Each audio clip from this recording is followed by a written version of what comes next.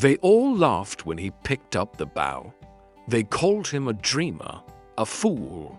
But what they didn't know, what they couldn't see, was his secret. In a kingdom legendary for its archers, young Leo was the odd one out. His hands shook.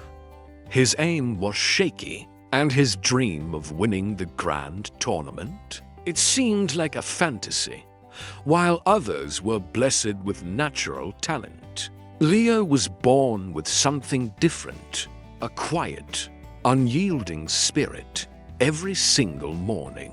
Before the first hint of sunlight touched the sky, Leo was already at the training grounds. He wasn't practicing 100 different shots. He was practicing one shot 100 times over. Meanwhile, the world around him buzzed with the dirty games of his rivals. They spread rumors. They mocked his form. They even went as far as sabotaging his arrows, hoping he would fail. "He's just wasting his time," they'd whisper behind his back. "He should just give up." The noise was deafening, a constant barrage of negativity. And yes, there were days when Leo's shoulders slumped, the sheer weight of their words pressing down on him.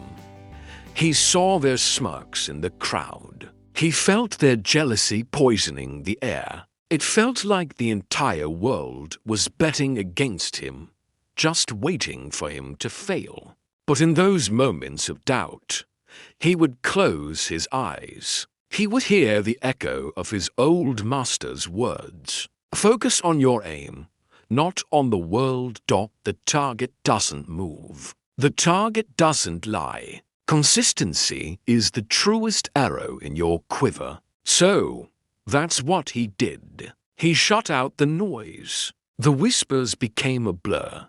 The mockery faded into the wind. His entire world shrank to just three things: the bow in his hand, the arrow on the string, and the distant, unwavering target. His aim became his only truth. Finally, the day of the grand tournament arrived. The stadium was a roaring sea of faces, and among them were the very people who had belittled him for so long. One by one, the kingdom's finest archers took their shots. Some came close, some missed entirely. Then, it was Leo's turn. A hush fell, quickly followed by a new wave of whispers. "This is it. This is where he finally breaks." But Leo heard none of it. He was in his own world.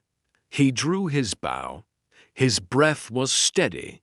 His eyes locked on the bullseye. He was back in his quiet, early morning sanctuary. He released the arrow. A perfect, almost magical silence fell over the entire crowd as it sliced through the air. Thwack! It embedded itself dead. Center in the target. In that single moment, he was no longer the fool, no longer the dreamer. He was the winner. He had chosen his focus. He had practiced with relentless consistency. And in the end, that was the only thing that mattered. For more stories that inspire, don't forget to subscribe.